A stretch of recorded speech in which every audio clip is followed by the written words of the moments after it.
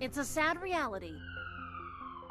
I don't think anybody would be surprised to hear that Louisville has seen an increase in addiction, especially opioid addiction. And it's impacting Louisville's youngest residents. One of the kids said, my mom took a shot this morning and now she won't wake up. That's heartbreaking. It is. Drug addiction isn't just hurting the user. The pain for the user's family can be enormous. Johanna Wint is the director of the Center of Hope, the social services arm of Louisville's Salvation Army. In a 6-week period, 3 parents at the shelter overdosed on drugs. In 2 cases, they were heroin overdoses. The Salvation Army doesn't have a children's shelter, so when kids are left behind because mom or dad needs help, Wint and her staff have to find a place for them. Sometimes that's with other family members. Other times it's in the foster system. Unfortunately, this drug addiction and other issues have led to an increase in youth that are having to be taken out of the home. And so our foster care numbers increased about 8% just in this last year to over 8,500. And that's for the whole state, not just Louisville. Natalie Harris is the executive director of Louisville's Coalition for the Homeless. She says annually there are approximately 6,000 people homeless in Louisville. Last year, 848 people aged 24 and younger were homeless in the community. You'll see the safe place signs throughout our community as a place that a young person can go to, and they can immediately get help at any of those locations. The Homeless Coalition works with Safe Place to get kids the help they need, but both Harris and Wint say even though Louisville has a lot of services, more are needed. When you have 40 to 50 families on a waiting list at any given time that need housing, it's never enough. As for parents who overdose in a family shelter, they're not banned from the Salvation Army. We do not want to put a family back on the street. That's never been our goal. The adults receive help to be better parents and better to themselves. But once we get them and be able to work with them, and then they begin to think, I need to change my life for my children, and I want them to have a better life. I mean, it's just amazing to watch that transformation. It's a transformation that has a lasting impact on the children who at one point were left behind. When you hear a kid who says, you know, I have a home and I've got a room, I mean, that makes working through the hard days of drug addiction and having to, you know, send parents out. Those successes are enough to keep us going, to keep going back and say, okay, you've messed up, you know, go get your help and come back and we'll start again, because every day is a new day and we can start again. With heavy hearts, gathered outside of Cater's Market in Shawnee. And I'm so in disbelief that this has happened to him. We're gonna put those over there. A neighborhood left broken after one of their own, Michael Gaines, was found fatally shot Wednesday morning. He gonna be missed. He was a friend, man. You know how it is. When a friend and you can't hear his voice, or you can't see him no more. After being shot inside of a car, police say the victim crashed in this alley moments before his vehicle caught fire, with his body still inside. And whoever did this, oh my God, they took a beautiful soul. All the love. This is love right here. We're still with him. I just wish they would show it more often, because it's needed. The community needs love. It's a tragedy turned reality for family and friends. I want everybody to throw their phones up for the memory of Michael Gaines. Surrounding the very place many knew him from, as Gaines worked for this store since he was a teenager. Some say it will feel empty without him. Right now, I still want to go in the store and say he's behind that counter because I don't believe it. But the memories he left behind Think of all positivity. will now fuel this neighborhood. They really have hurt this community by taking him away. To bring justice in his case. I'm Trey Ward. God bless, bro. WLKY News. We caught up with these spring breakers Wednesday in the heart of Smoketown. In addition to music, they're learning about positivity. Presenting positive imagery can definitely affect that thinking and, bring about some positive change. Desmond Davis was born and raised in Smoketown. He's featured in one of the 12 new billboards throughout the neighborhood. All of them display a short positive message. I'd like to see a lot more people get into the true understanding of what Smoketown is, who the people are, as opposed to the images and the negative connotations that typically, haunt this area of town. Many of the new billboards feature people who live here or historical photos dating back 150 years, showing Louisville's oldest African-American community.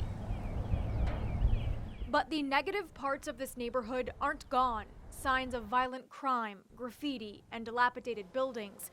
All of this is why Hannah Drake started the project. Her idea was to replace all of these negative ads that we saw in Smoketown: drug sniffing dogs, lawyers. It was just one negative message after another. And in the same way that lead puts an environmental toxin into the environment, these negative messages put social toxins into the environment. The billboard's creators hope the messages will help change the conversation in Smoketown, away from crime and toward hope. Christina Mora, WLKY News. The first thing is the starting gate. Everybody, 8 people, balance at the starting gate, and there's a cadence that goes, it drops. Riders ready. And so it takes explosiveness to bring your bike from 0 miles an hour to 30 miles an hour, whatever it might be. And then you have all the jumps. You don't necessarily want to jump as high as you can and do cool tricks. It's all about speed. Time means nothing in this sport. It is first person to the finish line. It is BMX expert analysis from expert rider Stacy Eden. Okay, riders, random start. I've been racing for 22 years. Started when I was 4. It's somewhat of a home court advantage for the local rider. He was born and raised in Simpsonville. This is actually one of the very few tracks in the nation that is open to the public at all times. More than 1,500 professional BMX riders from all over the world, Olympians and the nation's fastest amateur riders, are competing this weekend in the USA BMX Derby City Nationals. The event begins the Olympic qualification process for Tokyo 2020. The track at EP Tom Sawyer is one of the oldest and most revered BMX tracks in the country. That's why the event has been held here for more than 30 years. They obviously see it to be a good enough investment, bring in some money to the, Louisville area. It's a big deal. Recent track renovations are expected to funnel more than $25 million into the local economy over the next 10 years. Eden says that, added to the excitement of the races, makes it a must-see. Absolutely, I promise you it'll be an experience like you've never seen. It's a very unique sport, very, very fun sport. You see anyone from 2-year-olds, yes, literally 2-year-olds, up to, I think there's a guy that's still riding, he's 89 years old. This is the only aquatic speech therapy program in Louisville, and while it might be new, therapists say it's already working wonders. He's very, very intelligent. You just have to kind of work with him in different ways to get him to learn. Rosalind Turner says her 5-year-old son Eli is often described as nonverbal. Ready to swim? Swim. Okay, let's go. But in the pool, Eli is building speech skills like never before. It's amazing. It's like when he started it, he was working hard, he was getting there. But when she started, it just started clicking, and then he just started talking. Emily Losick, Eli's speech therapist at Open Arms Children's Health, says she got the idea from the clinic's physical therapist. She does pool all the time and does physical therapy in the pool, and said her kids were much more vocal in the pool, and she didn't realize that they weren't verbal outside of the pool. Losick says, like Eli, many of her clients have autism. They may have trouble imitating sounds or staying focused. In the clinic, Eli would always elope from tasks. I could never get that one-on-one attention with him and engage in play. But in the water, Losick says Eli makes eye contact and is able to initiate sounds and sing songs. He gets input the whole time from the pool, that proprioceptive input, so he's not trying to seek that out as he would be in the clinic. Therapists say the warm saltwater pool at Home of the Innocents helps put patients at ease, allowing them to learn and build lifelong skills. The program is only a few months old and already has a waiting list. Everybody in Eli's life that's around him, like, talk about how he's been talking a whole lot more. In Louisville, Christina Mora, WLKY News. We have a stop, 17th and Dumino. Going hot. And every time we enter those locations, Driver's digging. It's a consistent fact. Nobody moved. We go in, we come out with guns. The first thing I see is just the very, you got any of the guns on you? Tail end, the very bottom of a gun. The LMPD's 9th Mobile Division patrols in the city's deadliest and most dangerous neighborhoods. They say criminals are getting their hands on higher quality weapons, and it's their job to get those guns off the streets. You learn a lot real quick on how to spot unusualness. According to police data, the 9th Mobile has seized more than 550 guns so far this year. That's about 2% more than the unit seized for all of last year. These individuals are possessing Glocks, 6-hour, a lot of really high-end, great-made weapons. 9th Mobile Commander Major Billy Hibbs says about 14% of guns seized so far this year have been reported stolen.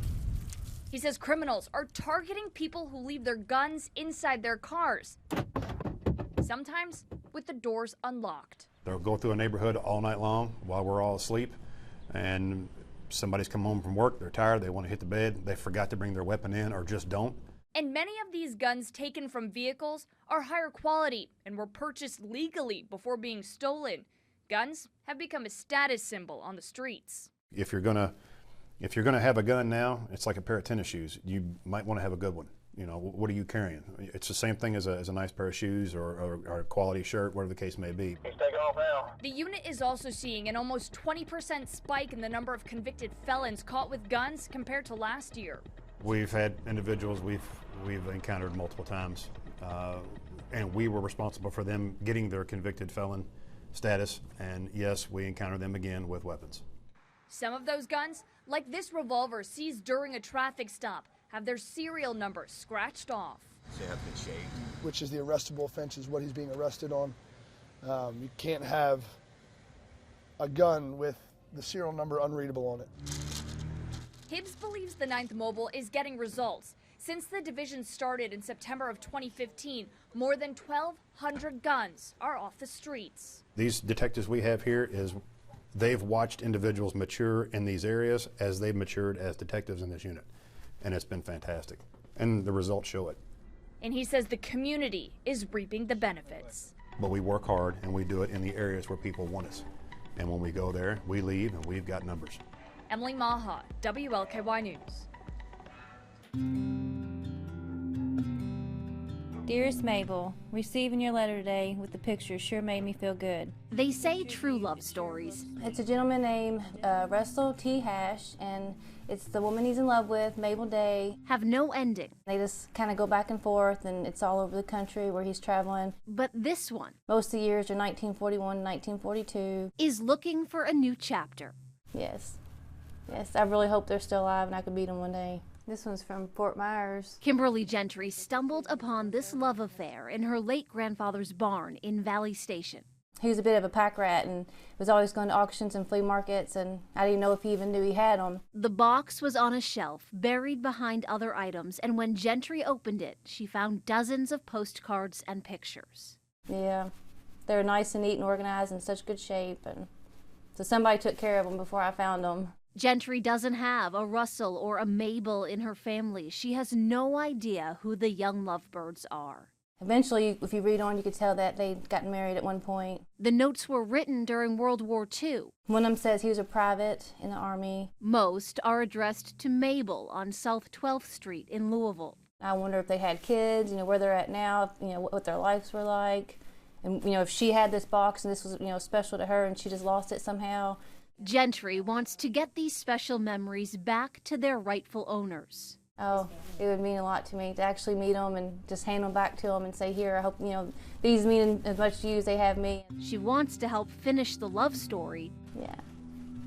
I can just tell by the way he wrote to her, Russell and Mabel. Yeah, I think it's true love. Started. Much love, Russ.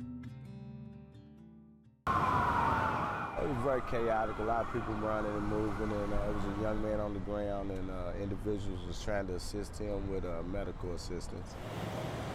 A large crowd gathered outside Wayside Christian Mission under the overpass on Jefferson Street, watching as first responders worked to save a man's life. Noel Langdon lives at the mission and came outside when he heard the commotion. It didn't look like he was anything. He was laying on his stomach, but then I heard that he had been shot. Police say the victim, a black male, died shortly after being transported to the hospital. The suspect was arrested at the scene. Some corrections officers were here on some other business. They heard the gunshots, saw the commotion, and then located the suspect. Nina Mosley is the chief operating officer of Wayside Christian Mission. She called it a very sad situation. These folks that are not in the shelter but are under the bridge and the low barrier shelter, it's completely different population. Mosley says violent incidents like this one outside the mission aren't uncommon. So even when we opened the low barrier shelter, we did the best we could with the security things and trying to get police involvement here on a regular basis, a presence. Witnesses say the man who was shot once lived at Wayside and would often come back to visit with those who were currently there. He's kind of like somebody that was living the had hard life in the streets, but then he started getting a job, and then life started to get better for him. This is my labor of love. We've got a reward on there in the safe return. So. Friends and family met in Bullitt County, hiking through tall grass and wooded areas. Nobody's done this for us. No police have done this. January is the last time this family saw 17-year-old Lindley Taylor. She was 16 when she went missing. This has been 8 months, and she's not home. And nobody's seen her around in that way. Lindley's mom is staying busy in the search. She says she can't sit still. There's so many scary things out there, so many things that she could be wrapped up in. I just don't know. This is where it kind of opens up. In the blistering heat, walking several miles, they aren't sure what they'll find, if anything at all. Hopefully we'll come across some people that maybe are living in these woods we don't know about, and maybe they've seen her or what have you. I have no idea what I'm going to find. Hopefully nothing terrible. The family has recently gotten involved with NamUs, the National Missing and Unidentified Persons System. The organization helps families generate new leads in missing persons cases. She's a great person. She's a great friend. She's very caring. She loves with all of her heart. The family wants Lindley back home in Shepherdsville safe and sound. Until then, they're continuing to search for anything that may help find her. She's our girl. She's our girl.